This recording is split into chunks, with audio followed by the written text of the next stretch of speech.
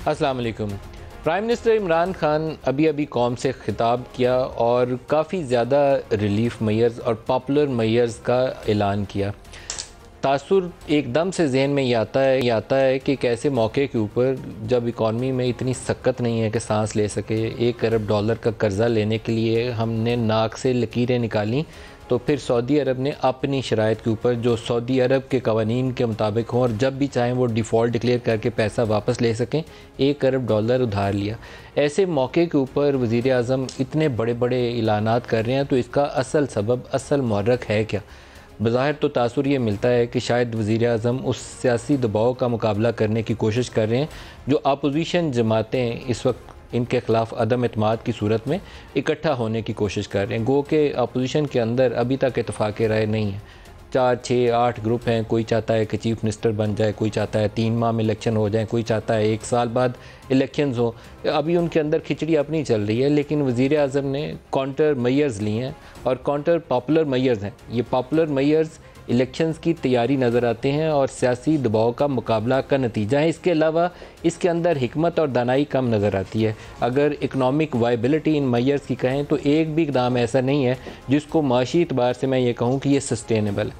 ये सस्टेनेबल नहीं है पाकिस्तान के लिए।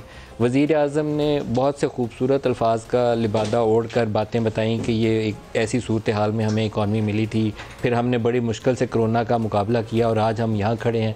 लेकिन असल हक़ाइक़ सामने रखें तो परेशानी की एक लहर है वो सामने नज़र आती है। जब वज़ीर आज़म ने जो तकरीर के अंदर इक़दामात किए उसके लिए पैसा कहाँ से देंगे? 30 जून को जो माली साल ख़त्म हुआ उसमें फ़ेडरल गवर्नमेंट का फ़िस्कल डेफिसिट जो ऑफिशियल डेटा है, ये उसके मैं नंबर्स पढ़ रहा हूँ, 3,716 अरब रुपए फ़िस्कल डेफिसिट था। और तहरीक इंसाफ की हुकूमत पिछले 4 सालों में रिकॉर्ड फ़िस्कल डेफिसिट्स कर रही है, तवातर के साथ, बग़ैर किसी वक्फे के। तो जिस हुकूमत ने 3,716 अरब का माली खसारा किया हो वो ऐलान कर सकती है कि मैं रिलीफ मेयर्स देने जा रहा हूँ। रिलीफ मेयर्स कहाँ से आने होते हैं? प्राइम मिनिस्टर ने पैसा कहाँ से देना होता है? कर्ज़ा लेकर या टैक्स लेकर। तो टैक्स में तो इतनी जान नहीं है कि वो टैक्स इन वसाइल के होते हुए ये रिलीफ दे सकें। 10 रुपये पेट्रोल की कीमत में कमी का ऐलान किया है और अभी राइट नाउ इंटरनेशनल मार्केट के अंदर जो पेट्रोल की कीमत है वो है $100 फ़ी बैरल, $100 फ़ी बैरल। तो प्राइम मिनिस्टर 10 रुपये कर्ज़ा लेके देंगे, कर्ज़ा मेरी जेब से जाएगा, प्राइम मिनिस्टर की जेब से नहीं जाएगा। तो ये कोई एडवाइजेबल मूव नहीं है, सेंसिबल मूव नहीं है। बिजली की कीमत 5 रुपये कमी, 18% के लाइन लॉसेस। हमने पिछले पता नहीं 30 सालों में कुछ 75,000 दफ़ा बिजली की कीमतें बढ़ा दी होंगी, लाइन लॉसेस नीचे नहीं आए, बिजली की चोरी नीचे नहीं आई। 5 रुपये कह रहे हैं कीमत कम करूँगा, देगा कौन? कर्ज़ा लेकर। कर्ज़ा किसने देना है? मैंने और आपने। कर्ज़ों का बोझ, प्राइम मिनिस्टर ने बताया आपको कि नून लीग 30,000 अरब पे कर्ज़ों का बोझ छोड़ के गई थी। जो सेकंड क्वार्टर ख़त्म हुआ है, स्टेट बैंक ऑफ पाकिस्तान की वेबसाइट के ऊपर जो ऑफिशियल डाटा है उसके मुताबिक पाकिस्तान के ऊपर कर्ज़ों का बोझ 51,724 अरब रुपए हो चुका है। 51,724 अरब रुपए। इसका मतलब है कि 22,000 अरब रुपया 3 सालों में, 3 साल की कलील मुद्दत में fastest ever increase in public debt and liabilities, वो तहरीक इंसाफ की हुकूमत में 22,000 अरब। और वो हमें बता रहे हैं कि हम रिलीफ मेयर, ये कुछ भी इसमें सस्टेनेबल नहीं है। तो स्वाय इसके कि प्राइम मिनिस्टर एक पॉपुलर इक़दामात के नतीजे में सियासी दबाव का मुकाबला कर रहे हैं या एक इलेक्शन कैंपेन की तैयारी कर रहे हैं, इसके अलावा इसके अंदर इकनॉमिक सेंस मुझे बिल्कुल नज़र नहीं आती। एक इक़दाम अच्छा है और वो इक़दाम है IT सेक्टर के लिए ज़ीरो रेटिंग, बहुत अच्छा इक़दाम है। और एक बदतरीन इक़दाम इन्होंने लिया था जब इन्होंने रियल एस्टेट सेक्टर के अंदर नो क्वेश्चन आस्क करके तो पैसा लगाने की इजाज़त दी थी। उससे हुआ ये कि एक गरीब आदमी की इस्तिताअत से बाहर हो गया 3 मरले का घर बनाना, जो 25 या 30 लाख की जगह मिलती थी वो 60-70 लाख की हो गई। अब सिमिलर पैकेज उन्होंने इंडस्ट्रियल सेक्टर के लिए अनाउंस किया है कि इंडस्ट्रियल सेक्टर को नो क्वेश्चन आस्क देंगे। ये मुमकिन हो सकता है कि ये वो काला धन अगर डाइवर्ट हो जाए इंडस्ट्री में और जॉब क्रिएशन हो तो इसके मुस्बत असर निकले। पहले वाला बहुत नेगेटिव था, उसने सिर्फ लैंड माफिया को बेनिफिट किया है, बड़े बड़े लैंड माफियाज़ को। मैं उनके नाम सारों के नहीं लेता, प्राइम मिनिस्टर को मालूम है कि बेनिफिशरी कौन था। गरीब आदमी बेनिफिट नहीं उससे उठा सका। उसमें जिसके पास 100 करोड़ था उसने उसके ऊपर 100 करोड़ और कमा लिया प्राइम मिनिस्टर के उस काले धन वाले पैकेज के ऊपर। इंडस्ट्री लगती है तो जॉब क्रिएशन ज़रूर होगी, तो आई विश कि ये सक्सेसफुल हो। इसी तरीके से स्टार्टअप्स के ऊपर उन्होंने कहा कैपिटल गेंस नहीं होगा, गुड पॉजिटिव मैयर्स। एक मैयर है जो बहुत ही कंट्रोवर्शियल है, वो है फॉरेन एक्सचेंज, जितना मर्ज़ी लाओ जितना मर्ज़ी ले जाओ, नो क्वेश्चन आस्क। आपको अगर नवाज शरीफ के केस की असलियत मालूम हो कि वो केस है क्या, पाकिस्तान में फॉरेन एक्सचेंज रेगुलेशंस जो 1990 में PMLN हुकूमत बनी थी उसमें इंट्रोड्यूस करवाए गए थे, और वो 1990 के रेगुलेशन ये कहते थे कि आप पैसा ला रहे हैं या ले जा रहे हैं उसके ऊपर कोई सख्त किस्म के चेक्स एंड बैलेंसेस नहीं थे। ये जब 9/11 के वाक़यात हुए और उसके बाद दुनिया सारी में बैंकिंग लॉज चेंज हुए, know your customers, KYC rule उनको कहा जाता है, वो इंट्रोड्यूस हुए, फिर वो सख्तियाँ आई कि पूछा जाए कि जो पैसा आ रहा है ये रिमिटेंस की शक्ल में ये किसका है, जो यहाँ से लेके गया है वो ऊँटों पे लाद के लेके गया है या कैसे गया है। तो तब है ये प्राइम मिनिस्टर वो उस वाले कानून पे वापस ले गया हमें, उस 1990 वाली जगह पे कि फॉरेन एक्सचेंज जितना मर्ज़ी ले आओ, जितना मर्ज़ी ले जाओ, कोई सवाल नहीं पूछेंगे। ये डॉलराइजेशन भी इससे हो सकती है मुल्क के अंदर, और कैपिटल फ्लाइट भी बड़े खुले दिल से हो सकती है। फिर कल को किसी से ये पूछना नहीं पड़ेगा कि एजवर रोड पे जो प्रॉपर्टीज़ है पाकिस्तानियों की, उसके लिए पैसा कैसे गया था। पाकिस्तान के बड़े बड़े लोगों की प्राइम मिनिस्टर सारों का नाम भी नहीं ले सकते, उनमें इतनी जान नहीं है मेरा ख्याल है कि वो उन सारों का पूछ सके कि एजवर रोड पे जिन्होंने $10 मिलियन का एक अपार्टमेंट ख़रीदा हुआ है उन्होंने कहाँ से ख़रीदा। नवाज शरीफ ने एवन फील्ड ख़रीदे हैं तो वो पैसा कैसे गया था, ऊँटों पे गया था या एजवर रोड वालों का ऊँटों पे गया था या भैंसों पे गया था, ये सवाल नहीं पूछ सकेंगे अगर वो कहेंगे कि पैसा जैसे मर्ज़ी ले आओ जैसे मर्ज़ी ले जाओ। ये देयर आर सर्टेन इश्यूज़ जो इनके पैकेज के अंदर हैं, ये कंट्रोवर्शियल इश्यूज़ हैं, इनको डिबेट होना चाहिए। ये इस तरीके से ये वैसे भी फिस्कल मैयर्स हैं, कुछ ऐसे इकदाम हैं जो कौमी असम्बली के अंदर सामने आने चाहिए। इससे बढ़कर इशू पे आ जाते हैं। 1 साल की कोशिश के बाद इंटरनेशनल मॉनेटरी फ़ंड ने हर वो प्री कंडीशन हमसे मनवाई जो किसी इज़्ज़तदार माशरे को नहीं माननी चाहिए थी, उन्होंने हमसे मनवाई। उन्होंने कहा स्टेट बैंक का लॉ पास करो, पास करके फिर हमारे पास आना, वो लॉ पास करो जो बाक़िर रज़ा और हफीज़ शेख ने कहा है उसके मुताबिक इसको ऑटोनॉमी दो। वो हमने पास किया, फिर हम उसके पास गए, फिर उसने हमें किस्त दी। उसी IMF के पास हमने दोबारा जाना है। अभी इन इकदाम के बाद हमें ले लेगा। फैटफ के इशूज़ अभी हमारे ज़ेर गौर हैं। जब आप फैटफ को कहेंगे कि हमने फॉरेन एक्सचेंज बिल्कुल खोल दिया है तो फैटफ आपको क्या बोलेगा। तो I don't understand. Prime minister की कुछ इश्यूज़ के ऊपर मुझे रैशनल बिल्कुल समझ नहीं है, और बाज़ उनके जो टॉल क्लेम्स हैं वो हक़ाइक़ के करीब नहीं है। एक उन्होंने एक्सपोर्ट सेक्टर के ऊपर कहा कि PMLN के दौर के अंदर फेलियर था एक्सपोर्ट्स, बिल्कुल परफेक्टली 100% सही बयान है। 100% अगर एक चीज़ के ऊपर नाकामी थी PMLN के दौर के अंदर तो वो उनका एक्सपोर्ट सेक्टर था। उनके दौर में टैक्स रेवेन्यूज़ डबल हुए, इकॉनमी ग्रो की, लेकिन एक्सपोर्ट्स में बिल्कुल इजाफा नहीं हुआ। 24 अरब डॉलर के ऊपर उन्होंने छोड़ा था। प्राइम मिनिस्टर के अपने दौर के अंदर 3 सालों में रुपया 123 पे इनको मिला था केयर टेकर सेटअप में, और 178 पे आज ट्रेड कर रहे हैं। तो असूल तो ये था कि 25 से हम 50 अरब डॉलर की बरामदात कर रहे होते, लेकिन जो हमारे पास अदादो शुमार हैं, हमने एक डेटा कंपाइल किया है। ये मोहम्मद सुहेल साहब ने एक रिसर्च की थी कि पिछले 4 सालों के अंदर पाकिस्तान से जो टेक्सटाइल की बरामदात हैं उसके अंदर वॉल्यूम्स में कितनी कमी या बेशी है, इजाफा कितना है और कमी कितनी है। तो आपको देख के हैरत होगी कि वॉल्यूम्स के अंदर वो जो ग्रोथ नज़र आनी चाहिए थी वो ग्रोथ नहीं है। क्यों नहीं है? इसलिए कि इंटरनेशनल मार्केट में जिस तरह कोरोना के बाद कमोडिटी प्राइसेस, हम कहते हैं ना कि पाकिस्तान में घी और ऑयल इसलिए महंगा है कि इंटरनेशनल मार्केट में प्राइसेस बढ़ गई हैं। इसी तरीके से इंटरनेशनल मार्केट में कॉटन टेक्सटाइल प्रोडक्ट्स की कीमतें बढ़ गई हैं। इंटरनेशनल मार्केट में जो बाकी अशिया पाकिस्तान से बाहर जा रही हैं उनकी हायर वैल्यूज़ मिल रही हैं। हमारे नंबर्स इन वॉल्यूम्स हायर नहीं है, which is a worrisome status कि हम परेशान कुन सूरत हाल से सामना कर रहे हैं कि रुपया 123 से 178 पे ले गए हैं, एक्सपोर्ट का वॉल्यूम अभी उतना ही खड़ा है। एक्सपोर्ट तो 50 अरब डॉलर पे आनी चाहिए थी। तो प्राइम मिनिस्टर को इन चीज़ों को इन रियलिटी बैठ के एनालाइज करना चाहिए। कुछ ऐसा सुसाइड मिशन नहीं होना चाहिए जो सस्टेनेबल नहीं हो हमारे लिए। जो प्रोग्राम के आज हमारे साथ जुड़ते हैं इस्लामाबाद में, पलविशा खान है पाकिस्तान पीपल्स पार्टी से, उस्मान डार साहब हैं पाकिस्तान तहरीक इंसाफ से, और तलाल चौधरी साहब पाकिस्तान मुस्लिम लीग नवाज से हमारे साथ शामिल होंगे। एक ब्रेक ले लें, ब्रेक से वापस आएंगे तो इन इश्यूज़ को डिबेट करेंगे। हमारे साथ रहिए।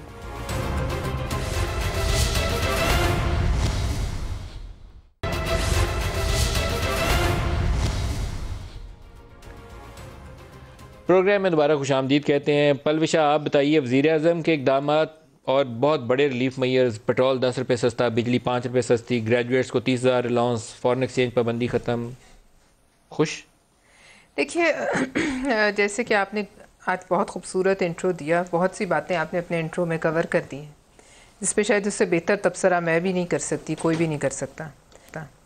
लेकिन इससे एक बात साफ़ है कि वज़ीर आज़म साहब इस वक्त किसी दबाव में लगते हैं, सियासी दबाव में लगते हैं, और उस दबाव के तहत इसमें जैसे आपने ज़िक्र किया कि बहुत सी अनसस्टेनेबल और लॉलीपॉप्स जो हैं वो उन्होंने दे दिए हैं।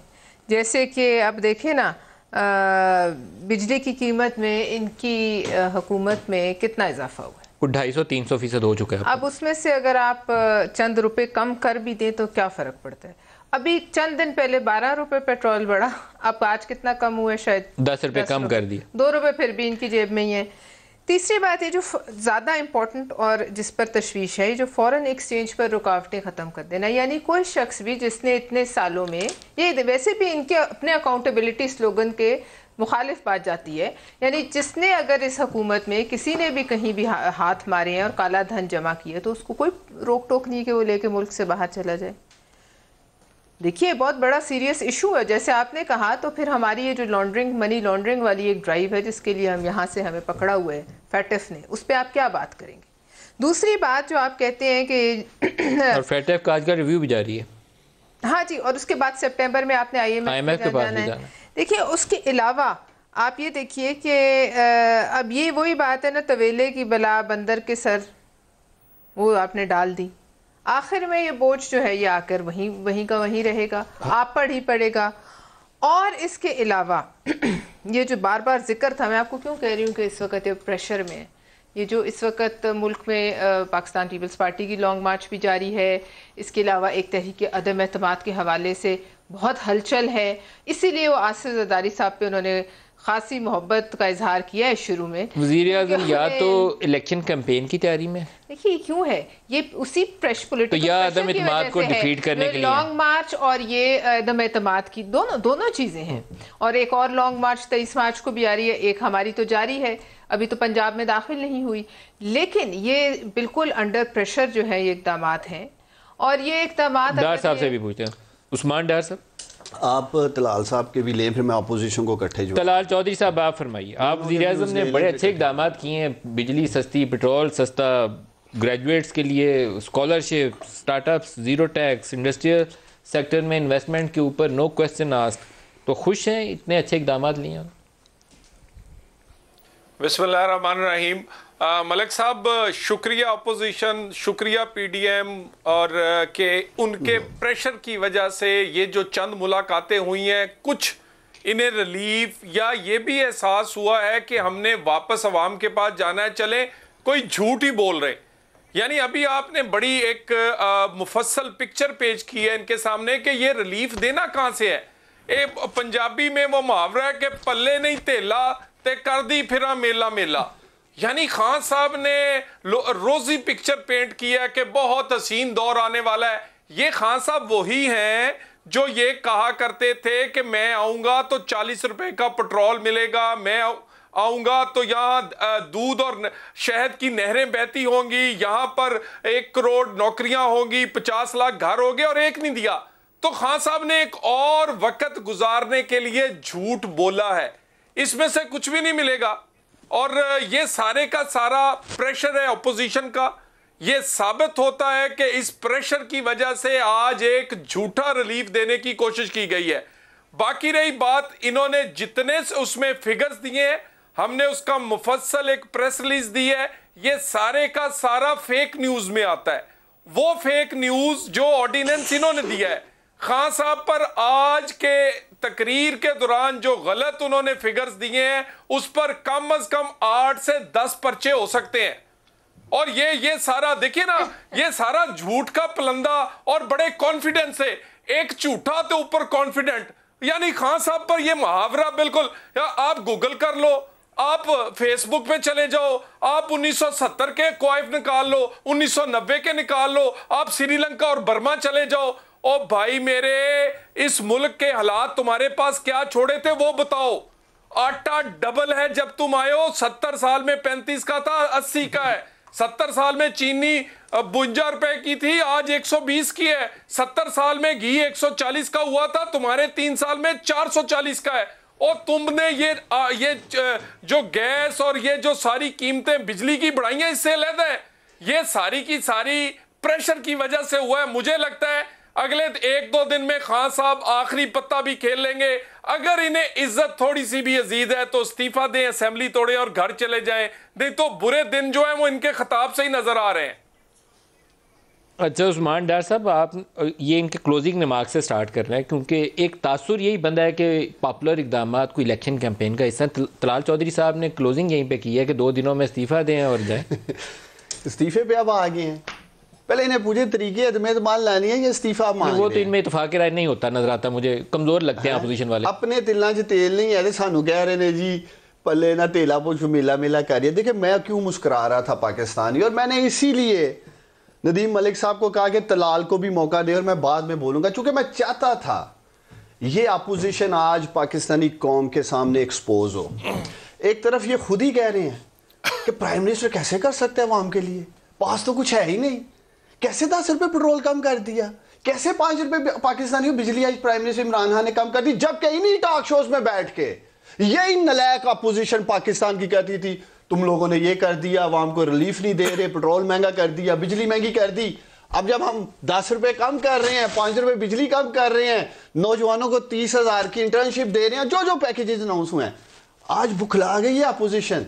आज इन्हें समझ नहीं आ रही कि जो प्रोपेगेंडा मशीन हम बने हुए थे 3.5 साल से पाकिस्तानी उस मुल्क में, कि इमरान खान ने इस मुल्क का बेड़ा गर्क कर दिया, जिन्हें समझ नहीं आ रही हम बोले क्या, इखलाकी जुर्रत का मुजाहरा करें मलिक साहब, और क्या आज ठीक हुआ है, इसी की डिमांड कर रहे थे। आप बतौर एंकर कह सकते हैं, आप एनालिसिस कर सकते हैं, पिछले प्रोग्राम में क्या बोला था, आप बात कर जिस सकते दिन हैं पेट्रोल की कीमत बढ़नी थी, मैंने प्रोग्राम में बैठ के क्या बोला था, इसी था $94 पे थी, तो इमरान खान को नहीं कम बढ़ाना इजाफा करना चाहिए, क्योंकि ये सस्टेनेबल नहीं है, अदरवाइज कर्जे चढ़ते हैं। मुझे आज $100 के ऊपर आप 10 कम कर मलिक साहब, मुझे खुशी है कि ये अपोजिशन का नहीं, ये जो भी बोल रहे हैं, लेकिन ये इक्तिसादी तौर पर ये सस्टेनेबल नहीं है। मुल्क की अपोजिशन विकट के दोनों तरफ खेलना चाहती है ना, क्या अगर प्राइम मिनिस्टर रिलीफ देना चाह रहे हैं, आवाम को दे रहे हैं, तो दे ही नहीं सकते, फेक न्यूज है। शॉर्ट मेरे प्रोग्राम का निकालिए पिछले का।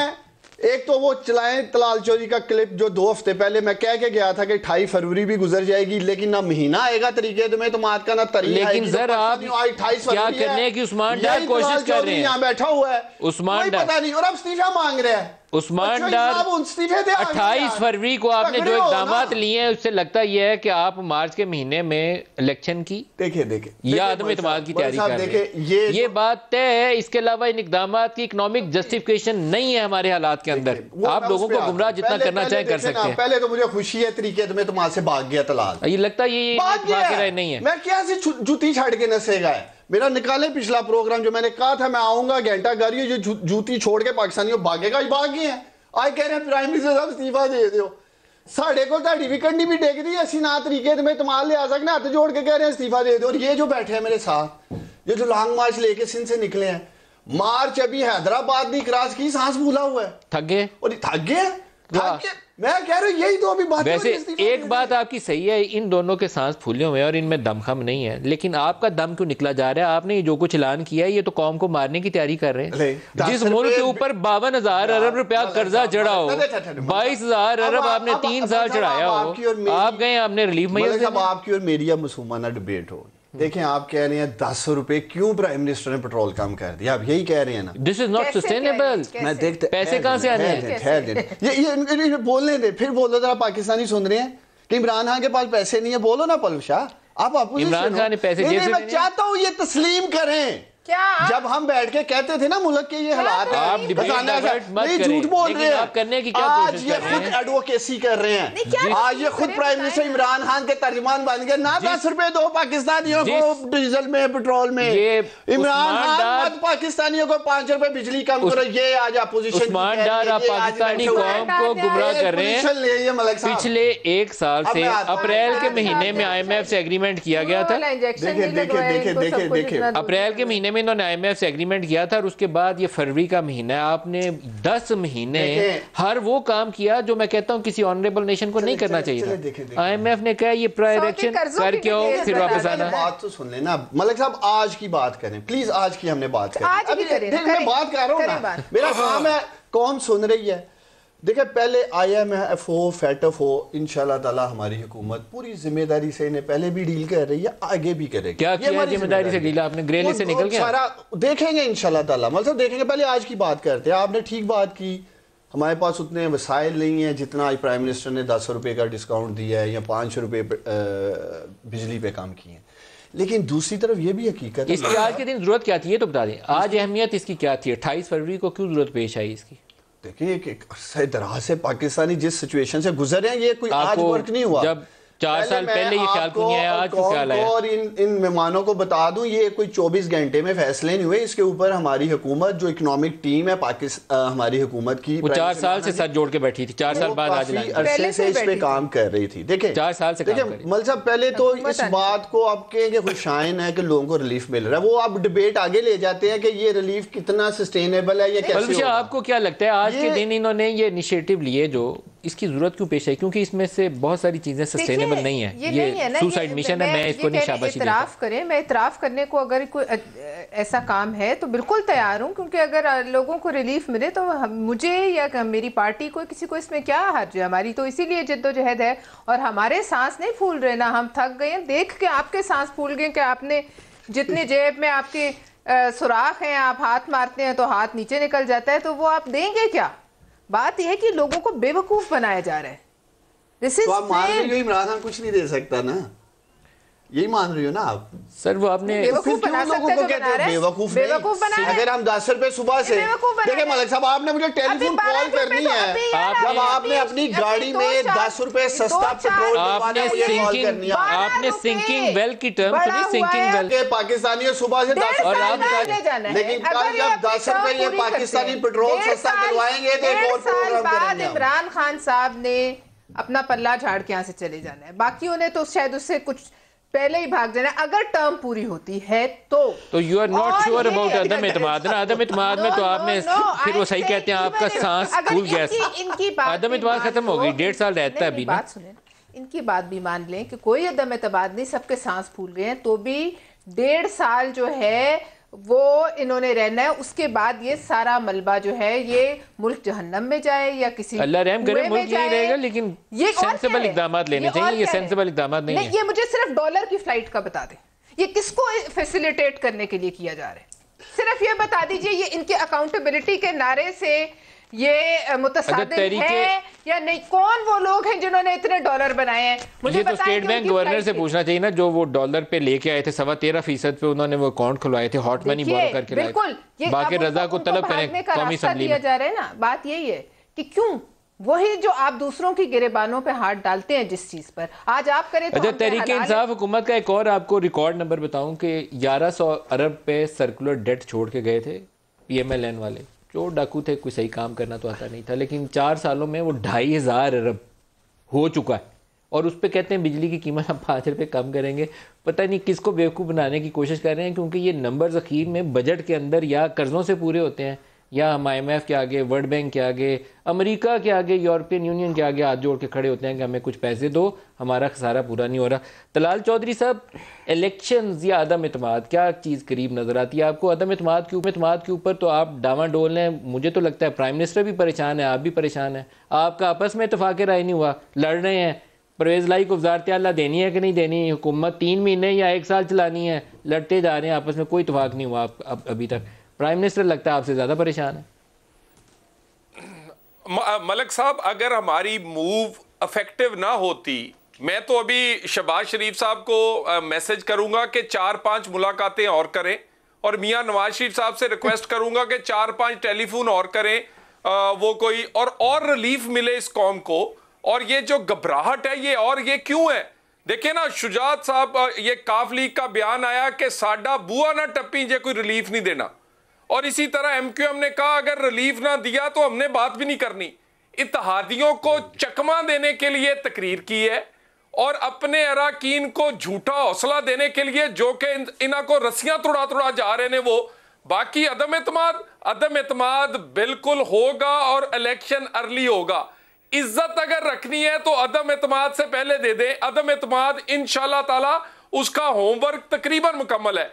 बाकी अगर अदम एतमाद कामयाबी से ना चल रहा होता, पूरा क्यों नहीं हो रहा सर? मैं पिछले 5-6 हफ्तों से तकरीबन पे फंस गया है ये अदम एतमाद, ये जो फंसा हुआ तकरीबन। मलिक साहब जरा, मलिक साहब हम चाहते हैं कि एक और तकरीर आए, 10 रुपए कौम को और उनके, मेरा मतलब है, वापस मिले। यानी 60 रुपए का तेल 160 में बेच रहे हैं, हुण कहंदे 10 रुपए छड़ जाऊंगा, सदके जावा ताड़ी 2 नंबरियां दे। उसके बाद यानी कौम को आपने 300 गुना बिजली महंगी कह रहे, कहंदे तेनू 5 रुपये छड़ दांगे। वाह भी वाह। यानी इस तरह की ड्रामेबाजी, ये जिस तरह ये कर रहे हैं, ये भाई लोगों को नहीं पता। ये सारा कुछ इस वक्त हालात की वजह से हो रहा है, इसमें कोई सच साबित नहीं है। तलाल चौधरी साहब जी क्या कह रहे हैं? अदम एतमाद वाले मामले के ऊपर फिर ताड़े वालों से ना ही समझिए। होती तो आज ये रिलीफ ना आता। नहीं ना होती तो मैंने आपको कहा बिल्कुल उसका ज्यादातर काम मुकम्मल है, और इंशाल्लाह ताला अगर मुकम्मल ना होता, सीधी सिमत में ना जा रहा होता, तो खान साहब तकलीफ ना करते। ये खान साहब सुबह लाहौर जा रहे हैं, सुबह लोगों की मिन्नत कर जा रहे हैं कि ना अल्लाह का वास्ता मैनू एक मौका और दो, लेकिन अब मिलना नहीं मौका इनको। देखो ब्रेक ले लें, ब्रेक से वापसी पे कहिएगा डॉक्टर साहब, ब्रेक ले लेंगे, हमारे साथ रहिएगा।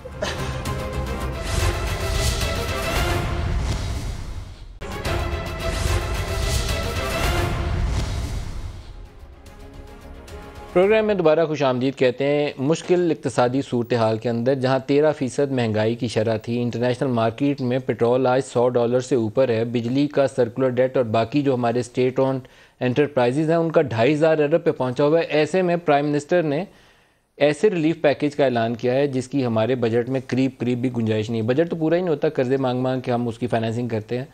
तो सियासी दबाव, लॉन्ग मार्च, अदम इत्मीनान, या वो एक अंग्रेज़ी में टर्म यूज़ होती है द पार्टी इज़ ओवर, कौन सी बात दुरुस्त है उस्मान डार साहब?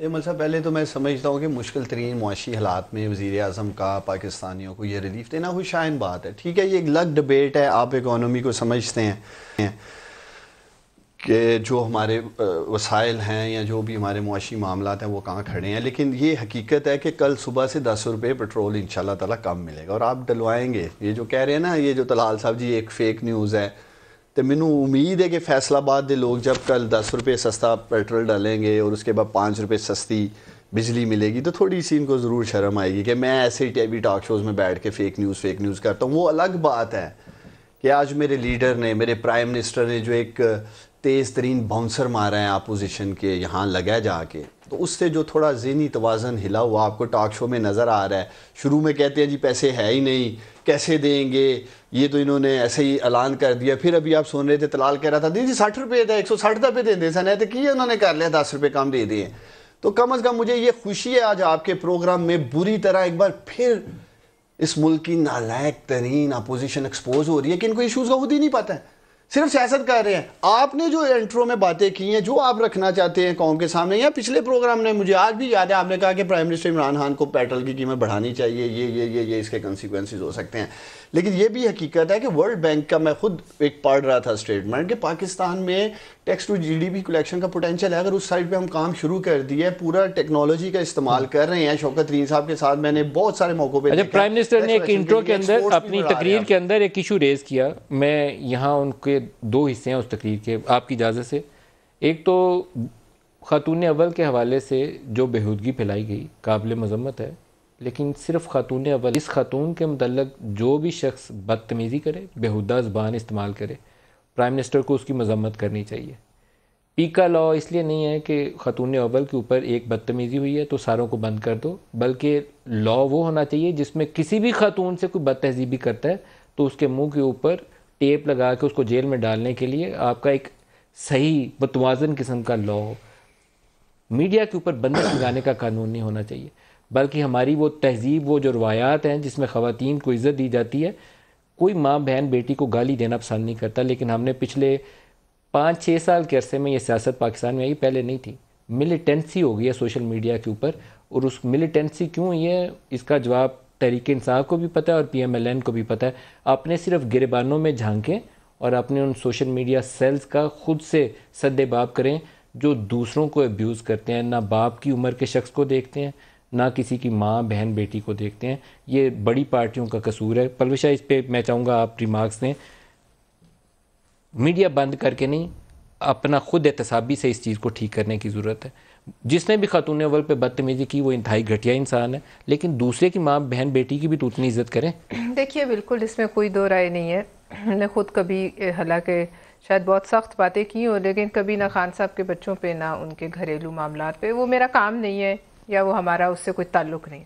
इसी तरह इन पे भी लाजिम है, अगर खातून अव्वल की इज़्ज़त मुकद्दम है तो इसी तरह फिर मरियम नवाज की, फरियाल तालपुर भाई हर खातून की, आपकी, हमारी, सबकी। लेकिन जो सोशल मीडिया ट्रोल्स इनके हुकूमत में जो क्योंकि ये अभी की एक इजाद है, जो बेहूदगी और जो हरासमेंट, और ना सिर्फ वो कि वो लोग जो गुमनाम सोशल मीडिया पे कहते हैं, इनके एडवाइजर्स जो अपने नाम से, अपने वेरीफाइड अकाउंट से लोगों के साथ करते हैं। बस अल्लाह पाक उन्हें हिदायत दे। और प्राइम मिनिस्टर साहब और बाकी जमातों के सरबराहान अपनी सोशल मीडिया के अंदर कुछ रवायात, जो हमारी रवायात हैं, उनका तारफ़ उनसे करवा दें। अगर उनके माँ बाप ने उनको नहीं सिखाया तो आप उनको बता दें कि एक बाप की उम्र के शख्स को दूसरों की माँ बहनों बेटियों को अपनी माँ बहन बेटी की तरह इज्जत दें, तो फिर आपको भी इज्जत मिलेगी। नहीं तो इस मुआशरे को हम इज्तिमाई तौर पर खुदकुशी की तरफ ले जा रहे हैं। आज के प्रोग्राम से इतना ही, इजाज़त दीजिए। खुदा हाफ़िज़।